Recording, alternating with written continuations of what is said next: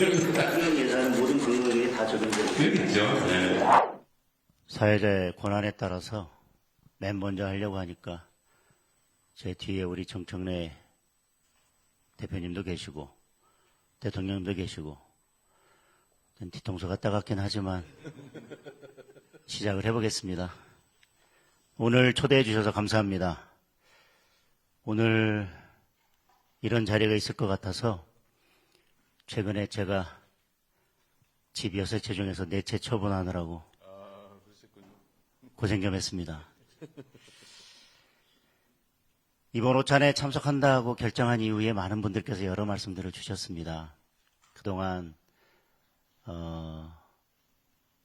대통령과 그리고 여당에서 야당을 배제하고 일방 독주를 해왔는데 이렇게 식사 한번 하고 사진 한번 찍는다고 뭐가 달라지겠냐 이렇게 말씀 주시는 분들도 계셨고, 그래도 지금 민생이 가장 어려울 때 아니냐, 그러니 가서 대통령께 국민들의 삶이 뭐가 어려운지 하고 싶은 말을 하고 오는 게 맞지 않겠냐라는 말씀을 주시는 분들도 계셨습니다. 대통령께서 일요일날 여의도 벚꽃 구경 가신 것을 봤습니다.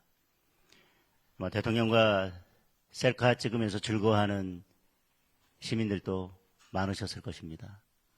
그런데 기름값 밥값이 두려워서 마음 편케 나들이를 나서는 것도 무서웠던 어려운 형편의 국민들도 또 많이 계시리라고 생각합니다. 오늘 저는 그런 기름값, 밥값이 두려워서 지금 벚꽃이 한창인데 나들이를 나서기도 힘든 그런 국민들의 목소리를 전달드리려고 합니다. 우리 정치권이 늘 말로는 협치를 외치고 있지만 진정한 협치를 하려면 상대방의 의견을 존중하고 또 듣기 불편한 이야기도 들어야 한다고 생각합니다. 오늘 제가 드리는 말씀이 좀 불편하게 들릴 수도 있겠지만 힘든 국민들의 목소리라고 생각하시고 기꺼이 들어주셨으면 좋겠습니다.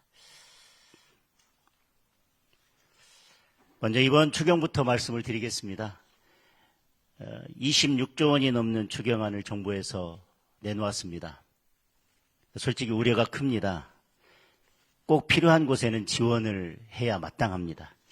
그러나 국민 70%에게 현금을 나눠주는 방식이라면 오히려 물가와 환율에 악영향을 줄 것입니다. 잠깐의 기쁨으로 긴 고통을 사는 것이 될 수도 있습니다. 특히 우리 원화 가치가 주변국들에 비해서도 크게 하락했습니다. 그런 상황에서 국제사회에 지속적으로 나쁜 신호를 주게 될 것입니다. 게다가 이른바 김어준 방송으로 일컬어졌던 TBS를 지원하는 49억 원, 그리고 중국인 관광객 집 날라주는 사업 등에 들어가는 306억 원, 아파트 베란다 태양광 사업 250억 원, 그리고 농지 투기 전수조사에 587억 원, 이런 예산들은 이번 전쟁 추경의 목적에 전혀 맞지 않는 대표적인 사업들이라고 할 것입니다. 그러면서 정작 기름값 때문에 생계를 위협받는 화물차, 택배 등에 대한 지원은 빠져 있습니다.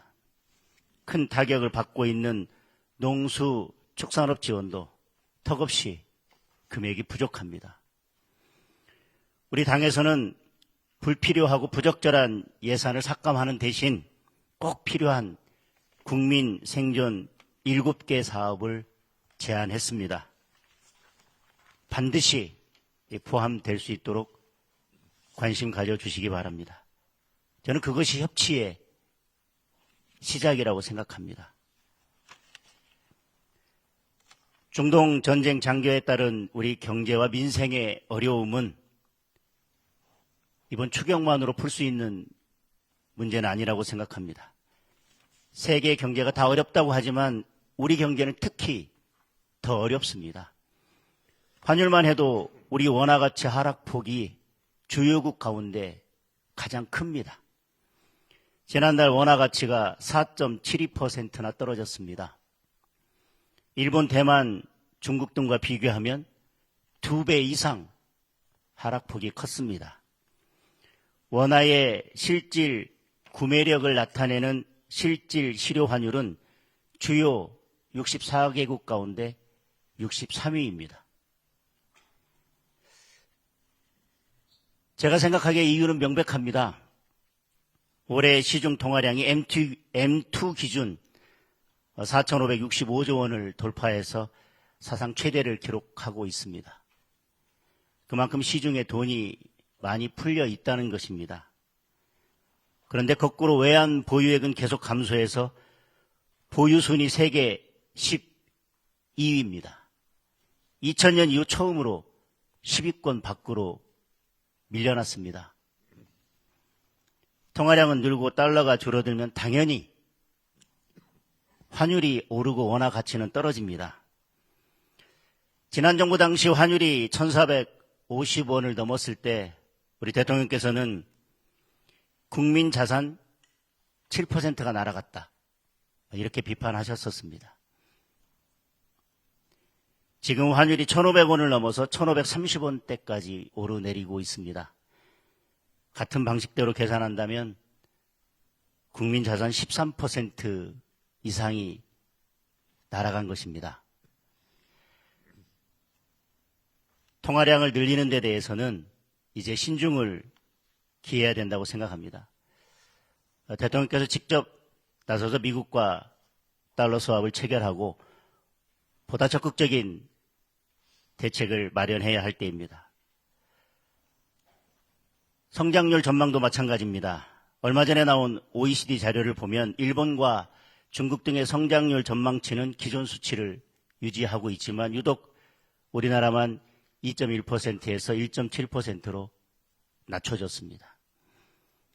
당장 산업 현장에서는 유가 폭등과 원자재 품귀로 기업들이 큰 어려움을 겪고 있습니다. 며칠 전 제가 아는 제조업 기업 대표는 이대로라면 한 달 안에 문을 닫아야 될 수도 있다라고 한숨을 쉬셨습니다. 우리 경기가 반도체 경기 때문에 버티고 있긴 하지만 건설을 비롯한 대부분의 산업들이 거의 바닥을 치고 있습니다. 특히 나프타 관련 공장들이 줄줄이 가동을 멈추고 있어서 비닐, 플라스틱 같은 생활에 필수적인 제품들이 공급난을 겪고 있습니다. 이미 현장에서는 포장용기 가격이 40% 이상 급등했습니다. 배달이 많은 식당, 카페나 동네 슈퍼들은 포장용기나 비닐을 구하기도 힘든 상황입니다. 그러다 보니 물가 전망은 더 암울합니다. OECD 우리 물가 상승률 전망을 2.7%로 기존보다 0.9% 높였습니다. 골드만삭스는 3%를 넘길 수도 있다는 더 심각한 경고를 내놨습니다. 당장 1분기 서비스 물가 지수가 작년 동기 대비 2.4%나 올랐고요. 3월 소비자 물가 지수는 2.2%나 올랐습니다. 지난 총선 때 대통령께서 대파 가격 올랐다고 비판을 하셨었습니다. 지금은 쌀값, 고기값, 과일값 안 오른 것이 없습니다. 그 와중에 대출 금리도 올라서 서민들을 더 힘들게 하고 있습니다. 주택담보대출 고정금리가 7%를 돌파했습니다. 시중은행 평균 금리도 5년 전 2.8%에서 4.6%로 1.8%나 올랐습니다. 5년 고정금리 후에 적용금리를 재산정하는 분들이 많습니다. 예를 들어서 대출이 3억 원이면 갑자기 한 달에 이자가 30만 원 이상 늘어난 꼴입니다. 부동산 문제도 말씀드리겠습니다. 정부에서 강남 집값 내렸다고 홍보하고 있지만 강남을 제외하면 다른 지역은 집값이 다 올랐습니다.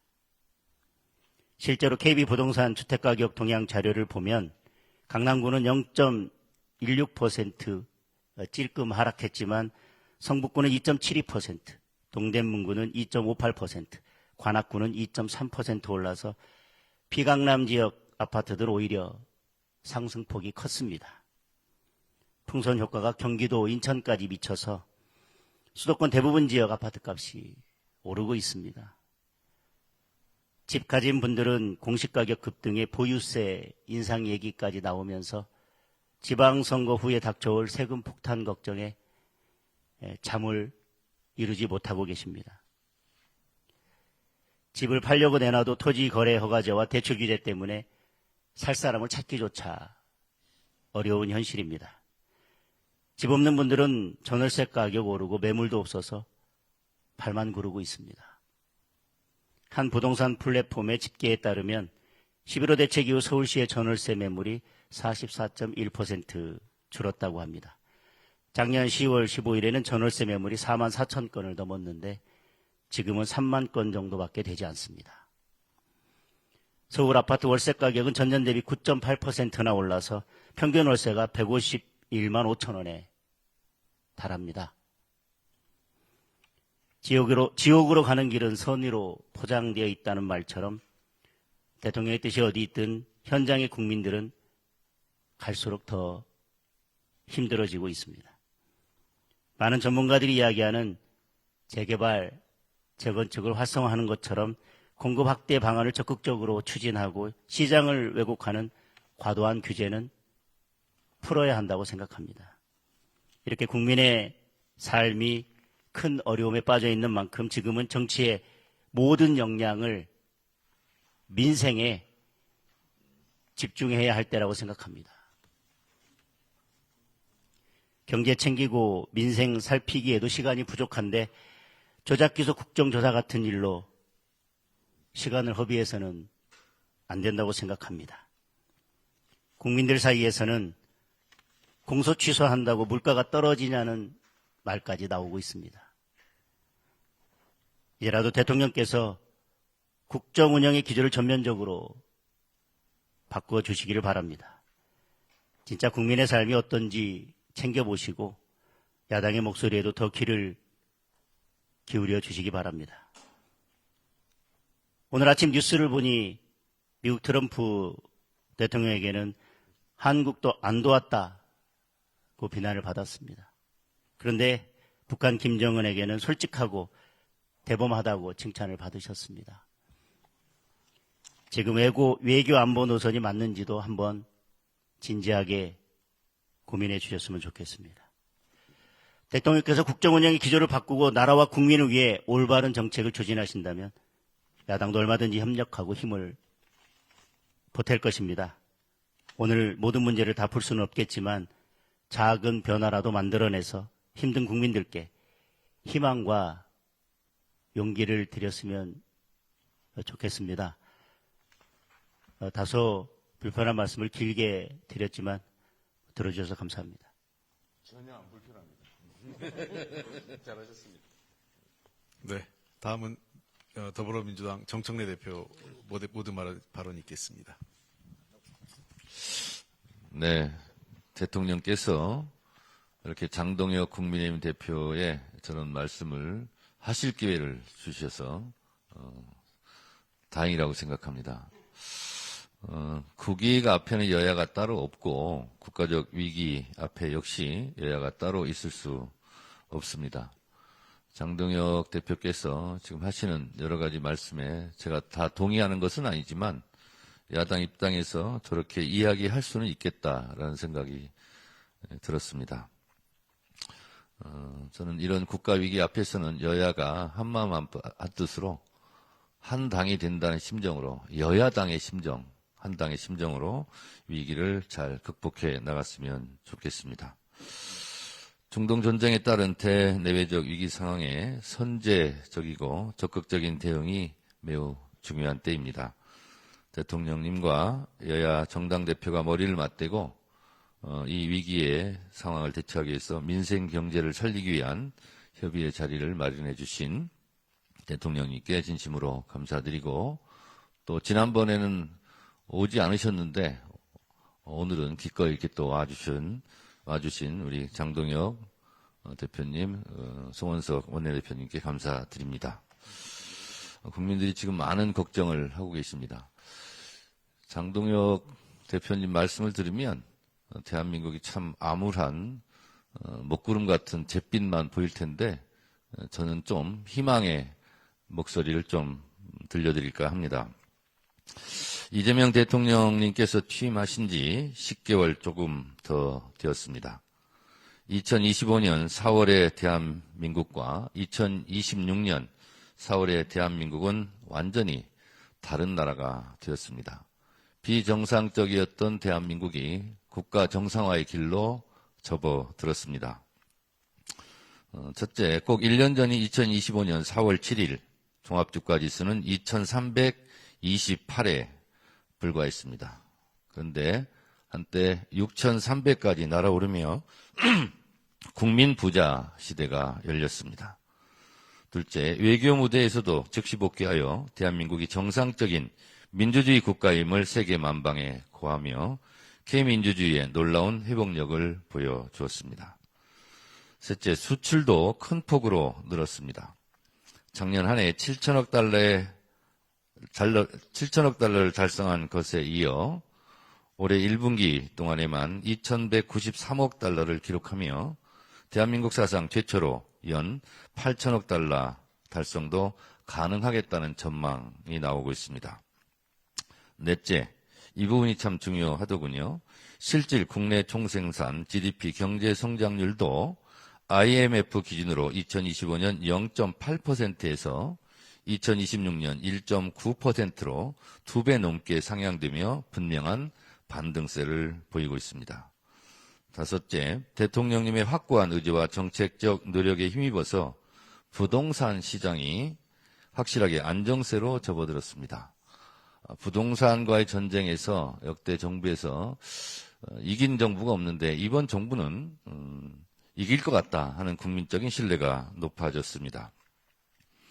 여섯째, 이것도 좋은 수치입니다. 관광객도 큰 폭으로 증가했습니다. 지난해 한국을 찾은 관광객이 1893만 명으로 역대 최대를 갱신했고 올해 드디어 2천만 시대를 앞두고 있습니다. 일곱째, 5극 3특 균형발전 전략으로 전남 광주 통합특별시가 곧 출범하는 등 국민이 공감하고 응원하는 지방주도 성장이 본격적으로 시작되었습니다. 대구, 경북, 대전, 충남도 통합이 여야가 잘 합의가 이루어져서 됐으면 좋았을 텐데 제가 누구의 책임을 말하려는 것이 아니라 참 안타깝게 생각합니다. 그 지역 분들은 1년에 5조, 4년에 20조가 되면 진짜 그 도시의 삶이 주민들의 모습이 굉장히 달라졌을 것 같은데 매우 아쉬운 대목 중에 하나이고 언젠가는 우리가 가야 될 길이 아닌가 그런 생각을 했습니다. 무엇보다 국민과의 직접 소통이 빛을 발하고 있습니다. 어느 정부에서 하지 않은 길을 이재명 대통령님께서 가고 계십니다. 대통령 주재 국무회의 생중계와 지역별 순회 타운홀 미팅 개최 등 대통령님의 소통 노력으로 국정 전반에 관한 국민들의 관심과 이해가 높아지고 있습니다. 국정에 대한 관심과 이해, 공감대가 높아진다는 것은 대한민국 발전을 위해서 매우 중요한 일이라고 생각합니다. 국민주권 시대의 실현으로 민주주의가 또한 확장되고 있습니다. 중동전쟁의 어려움도 대통령님의 탁월한 외교적 역량과 뛰어난 정책 집행 능력으로 위기 상황을 잘 대처해 나가고 있는 중입니다. 하루를 천금같이 쓰며 대한민국 경제 발전과 민생 안정, 중동 전쟁에 따른 위기 극복을 위해 헌신하고 계신 이재명 대통령님과 우리 참모진 여러분들께 국민의 한 사람으로서 감사드립니다. 중동 전쟁이 벌써 한 달을 넘어서며 일촉즉발 살얼음판을 걷고 있습니다. 중동 전쟁 장기화에 대한 대비책을 마련해야 한다는 것이 국민들의 목소리입니다. 평화로 전쟁을 막을 수는 있어도 전쟁으로 평화를 살 수 없다는 것은 요즘 더 절실하게 느끼는 바입니다. 우리는 수출로 먹고 사는 나라입니다. 그만큼 대내적 상황에 발빠르게 선제적으로 대처해야 합니다.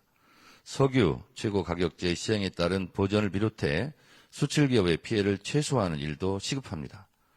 석유화학 원료인 나프타를 비롯해 히토리와 요소수 등 핵심 전략 품목의 안정적 수급을 지원하는 일도 대단히 중요합니다. 그래서 지금 추경이 필요합니다. 저는 지금 월화수목 금금금 현장, 민생 현장을 다니면서 국민의 목소리를 열심히 듣고 있습니다. 제가 얼마 전 영덕 대게축제에 가서 청어잡이 배를 탔는데요. 거기 있는 선박 주인, 수협 조합장들이 이런 얘기를 하더라고요. 지금 하루 배를 돌리려면 한 드럼 기름값이 17만 4천 원인데 앞으로 10만 원 정도가 더 오를 예정이랍니다. 그래서 27만 4천 원이 되면 배를 운영하기가 어렵다라는 거죠. 근데 정부에서는 22만 4천 원이 되면 그때부터 오른 가격의 70%를 보전해 준다고 그러는데 그 기준 가격을 2만 원만 좀 낮춰달라. 그런 절박한 얘기를 하더라고요. 그래서 제가 최고위 때 여러 번 그런 얘기를 또 했었고요. 강원도 철원을 가니까 관광객들이 많이 와야 먹고 사는데 이렇게 기름값이 오르면 전세버스가 가동되기가 좀 어렵다. 그래서 전세버스 기름값도 좀 내려달라. 이런 얘기를 하셨는데 이런 게 실제로 국민 피부에 와닿는 얘기고 실제로 필요한 그런 목소리가 아닌가 그런 생각을 합니다. 중동 전쟁에 따른 불안 심리도 있는데요. 제가 어제는 수원의 못골 시장, 대통령님도 거기 가서 식사하셨던 데 가서 제가 식사도 했는데요. 실제로 실물의 현재의 경기의 어려움도 좀 있지만 전쟁의 장기화로 인한 심리적 어려움, 위축 이런 것이 너무 크더라고요. 그래서 하루빨리 추경을 좀 우리 통과시켜서 그런 걱정을 좀 풀어드려야 되겠다. 그런 생각을 절실하게 또 했습니다. 그래서 제가 어제도 못골시장에서 그런 얘기를 했습니다. 우리 몸에도 피가 잘 돌아야 건강하듯이 돈이 잘 돌아야 되지 않겠냐. 그래서 고유가에 대한 피해 지원금, 민생 지원금이 곧 풀릴 예정이니 조금만 기다려 주시라.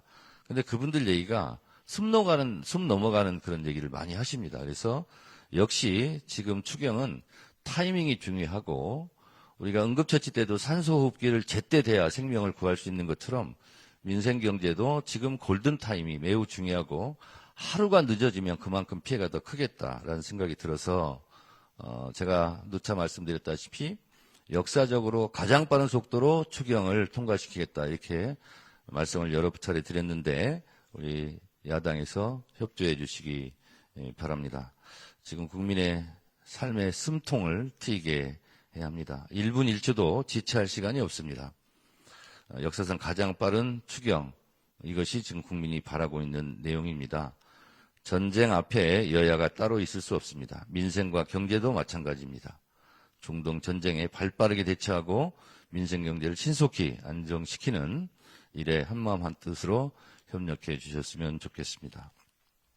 그리고 장동혁 대표가 몇 가지를 말씀하셨는데 한 가지만 말씀드리면 이번 추경의 성격에 TBS 예산은 좀 맞지 않다 이렇게 당해서 그 뜻을 좀 모았습니다. 그래서 그 부분은 여야가 쉽게 합의를 할 수 있을 것 같습니다. 49억 정도 되는데요. 그것은 성격이 안 맞다 이렇게 생각해서 저희도 그것은 추진할 생각이 없고요. 그리고 또 하나는 조작기수 말씀하셨는데 인혁당 사건 보면 얼마나 우리가 이 사법살인에 대한 피해가 상처가 깊고 긴가 이런 생각을 좀 합니다.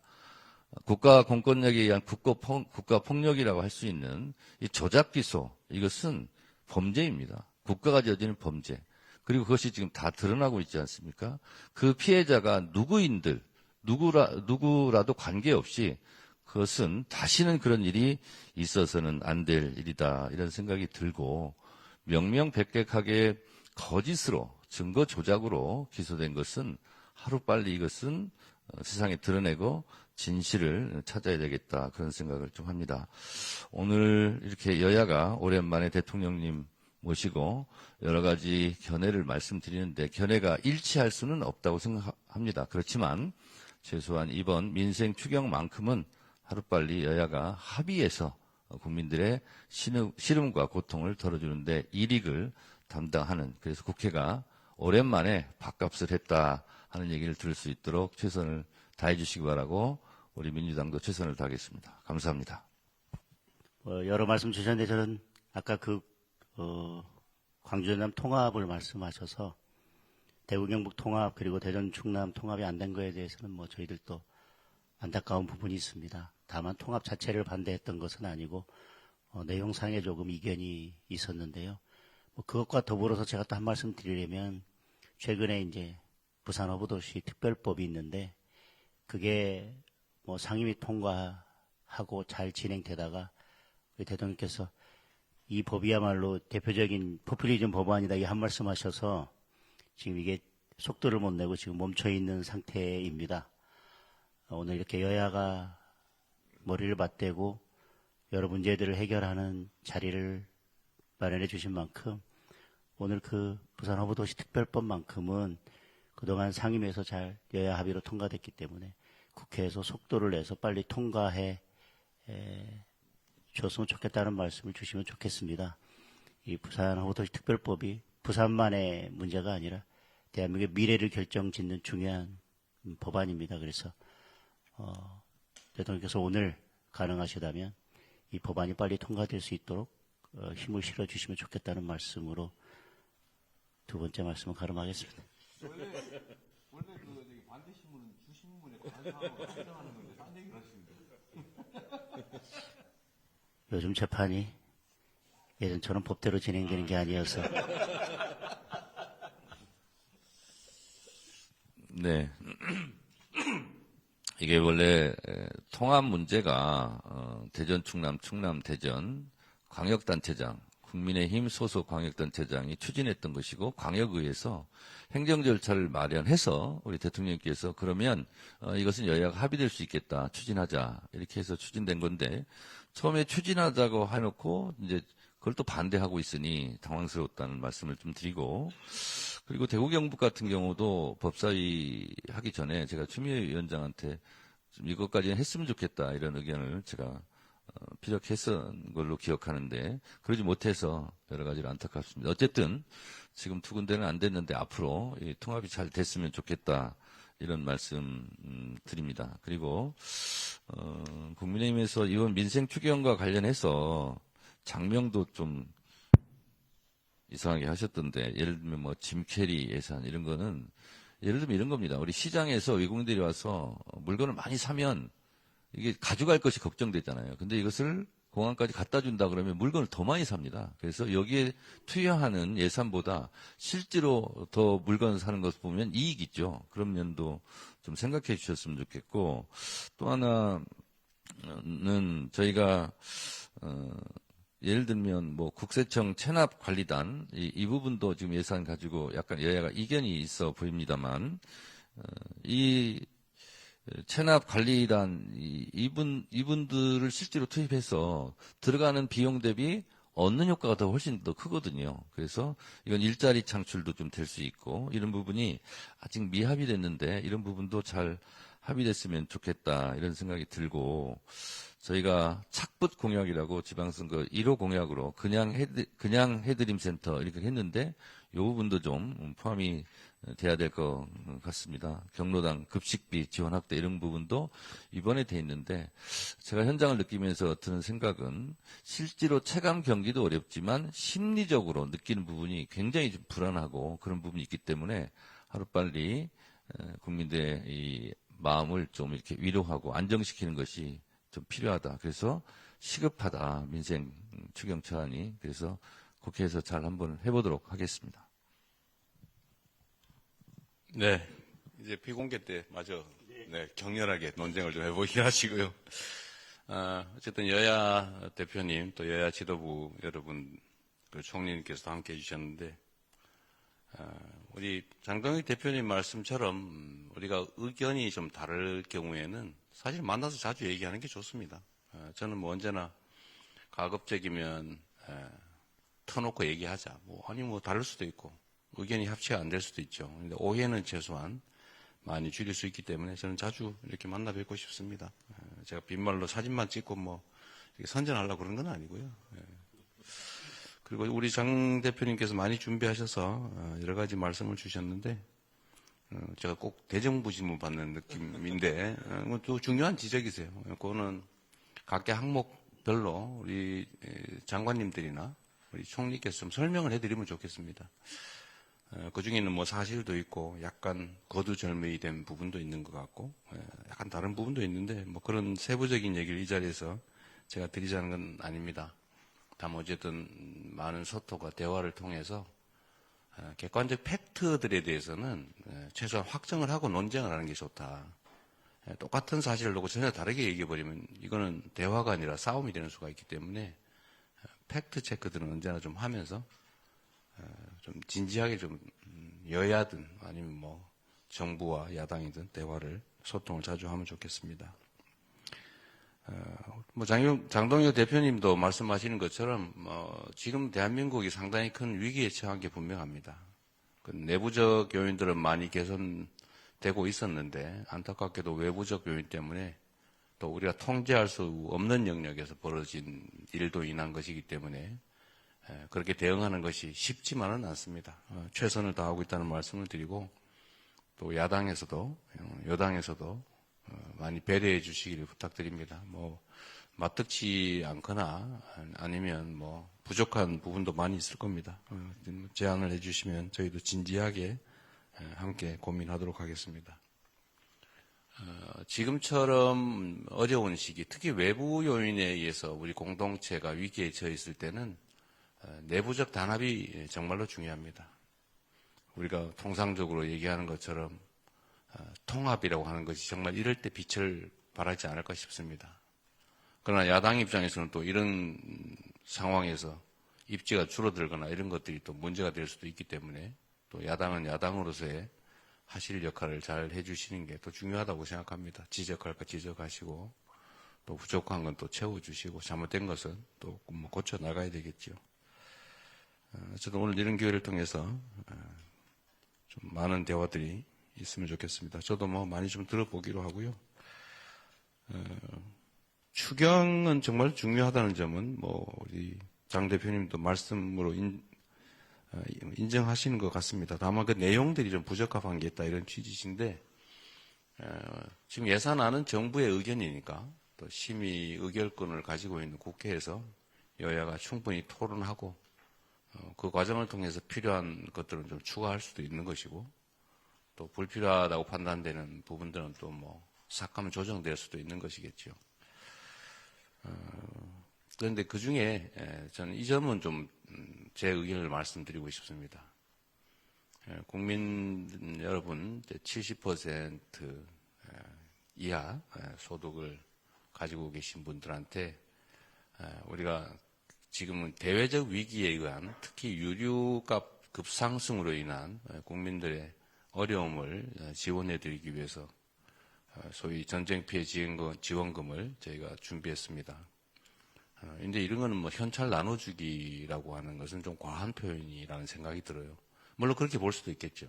그러나 우리가 볼 때는 지금 유류대 인상 또 그로 인한 파생되는 물가 상승이 워낙 크기 때문에 그로 인한 고통을 조금이라도 우리가 보전해 드려야 된다는 생각을 가지고 있습니다. 그리고 이 지금 편성된 예산에 있는 것이겠죠. 그런데 그 중에 저는 이 점은 좀 제 의견을 말씀드리고 싶습니다. 국민 여러분 70% 이하 소득을 가지고 계신 분들한테 우리가 지금은 대외적 위기에 의한 특히 유류값 급상승으로 인한 국민들의 어려움을 지원해드리기 위해서 소위 전쟁 피해 지원금을 저희가 준비했습니다. 근데 이런 거는 뭐 현찰 나눠주기라고 하는 것은 좀 과한 표현이라는 생각이 들어요. 물론 그렇게 볼 수도 있겠죠. 그러나 우리가 볼 때는 지금 유류대 인상 또 그로 인한 파생되는 물가 상승이 워낙 크기 때문에 그로 인한 고통을 조금이라도 우리가 보전해 드려야 된다는 생각을 가지고 있습니다. 그리고 이 지금 편성된 예산의 재원이 어디서 뭐 빚을 내거나 또는 뭐 다른 데서 억지로 만들거나 국민들에게 뭐 증세를 하거나 해서 만든 게 아니고 저희가 나름 작년 하반기에 정말 최선의 노력을 다했고 또 그를 통해서 경제가 일정 부분 회복이 되면서 예상보다 더 늘어나는 세수를 활용한 것이다. 이 세수는 국민을 위해서 반드시 써야 되는 돈이죠. 그 돈을 잘 쓰는 게 중요하다. 그런데 지금은 저희가 보기에는 가장 중요한 건 국민들의 이 대외적 위기에 따른 피해를 조금이라도 보전해 드리는 것이다. 이렇게 생각합니다. 저의 고정적인 인식에 의하면 모든 국민께 다 해드리는 게 마땅하다. 그러면서도 약간의 차등을 할 수 있겠지만, 그러나 재원의 한계 때문에 또 국민의 30%는 실질적으로 고통을 겪으면서도 또 세금은 솔직히 더 많이 내면서도 지원받지 못하는 부분에 대해서 안타깝게 제가 생각합니다. 그리고 죄송하게 생각합니다. 그래서 재원이 넉넉하면 당연히 모든 국민들께 동등한 기회를 또는 지원을 해드려 마땅한데 그러지 못하는 점이 저는 아쉽습니다. 결코 이게 나눠주는 뭐 현금 포퓰리즘은 결코 아니다. 다 국민들이 정말 피땀 흘려 번 돈 낸 세금이고 또 그거는 공정하게 또 합리적으로 쓰여져야 될 돈인데 우리 정부 입장에서는 가장 중요한 지원 방식이다 이렇게 생각을 한 것입니다. 그건 정부의 의견이니까 역시 국회 차원에서 잘 논의해 주시면 좋겠습니다. 근데 아까 중국인 뭐 그게 뭔 말인지 제가 못 알아들었거든요. 예산 중에 중국인 뭐 하실? 그게 많이 관광을 와서 물건을 많이 사진. 근데 이게 중국 사람만 지원하는 거예요? 그렇지 않습니다. 중화권. 중화권만? 그렇지 않고. 아니 외국인 관광객 들어오면은 물건을 많이 사는 분들은 공항 올려주는 딜리버리. 근데 더 많이 사지 않겠냐 물건을. 중국 사람만 주게 돼 있어요? 지금 예산 편성을 보면 그렇게 되어 있습니다. 그렇지 않습니다. 예, 그건 아니겠죠 설마. 그거는 뭐 지금 전쟁 추경에 전혀 취지에 맞지 않는다 하는 게. 그 이제 관광 진흥을 위한 아마 예산인 것 같은데 제가 내용을 지금 모르거든요. 모르는데 설마 중국 사람만 지원할 리가 있겠습니까? 크게 담을 내용은 아닙니다. 액수도 그러니까 그것도 의견인데 어쨌든 어느 정도 됩니다. 많지가 않습니다. 집 날라주는 지금 날라주면 더 많이 사지 않겠냐. 이제 외국 관광객들의 이제 국내 구매를 좀 지원하기 위해서 한 거다 그런 거군요. 저도 몰랐는데 그런 게 있었군요. 어떤 뭐 중국인만 하는 건 아닌데 중국인이라고 하시니 오해는 안 하시면 좋겠어요. 설마 그럴 리가 있겠습니까? 지금 모든 그럼 미국 사람이 와서 사가지고 가는 건 안 해줘요? 그렇지 않습니다. 모든 관광객이 지금 알았습니다. 수경 예산은 모든 관광객이 다 적용되는 그러겠죠. 예. 대상이 한정돼 있습니다. 중국 사람으로? 중국 사람으로 돼 있으면 삭감하십시오. 근데 내가 보기엔 그럴 리는 없을 것 같아. 네. 그럼 이것도 팩트에 관한 문제거든요. 장 대표님은 중국인 지원을 위한 거다 이렇게 생각하시는데 그 팩트를 한번 체크해보고 그러니까 이게 이런 게 사실은 참 대화할 필요가 있죠. 하여튼 그런 이해를 좀 부탁드린다는 말씀을 드리고요. 다른 부분들은 그런데 제가 이 말씀도 하나 좀 드리고 싶은데요. 제가 공개적으로도 한 말씀 드렸는데, 지금 대한민국 헌법이 지금 제정된 지가 너무 많은 세월이 지나서, 좀 안 맞는 옷처럼 돼 있는 상황입니다. 그리고 곧 이제 또 5.18 기념일이 다가오죠. 제 기억으로는 5.18 때마다 야당은 여당일 때도 5.18 정신을 헌법 전문에 게재하겠다라고 말씀하셨던 걸로 기억합니다. 이번에 또 5.18이 다가오기도 합니다. 그리고 그 점에 대해서는 뭐 이견이 없는 것 같아요. 또 한 가지는 그러면서 야당이 그 당시에 했던 이야기 중에 부마 항쟁도 같이 넣자 이렇게 말씀을 하셨습니다. 좀 뭐 타당하다고 생각합니다. 그런 거라든지 또 얼마 전에 탄핵 1주년 기념으로 당 지도부에서 나온 표현인지 정확하지 않은데 맞는 것 같은데 어쨌든 그 계엄 사태가 좀 문제가 있었다라는 지적을 한 것 같습니다. 계엄 요건을 강화하는 거 그건 꼭 반드시 필요한 것 같습니다. 계엄을 남용할 수 없도록 하는 거는 누가 반대할까 싶어요. 또 뭐 지방자치를 강화하는 거 이것도 이견이 없는 부분이어서 순차적 점진적 개헌이라는 측면에서 좀 긍정적으로 좀 수용해 주시면 어떨까 싶어요. 사실은 국민의힘에 그 도움이 없으면 개헌은 불가능하죠. 그래서 이거는 한번 진지하게 긍정적으로 논의해 주십사 한번 부탁을 좀 드립니다. 뭐 세부적인 말씀은 나중에 다시 또 비공개 때 드리겠지만 어쨌든 이런 자리에 함께 해주셔서 우리가 국정을 함께 논의할 수 있게 된 점에 대해서 감사드립니다. 사실 쉽지 않은 자리인데 앞으로도 뭐 기회 되면 자주 좀 뵙고 또 현안들에 대해서 의견도 좀 나누고 또 잘못된 게 있으면 많이 질책해 주시고요. 또 저희도 수용할 건 또 수용하고 또 수정할 건 수정해 가면서 국정이 오로지 국민과 국가를 위해서 제대로 시행될 수 있도록 최선을 다하겠습니다. 환영합니다. 고맙습니다.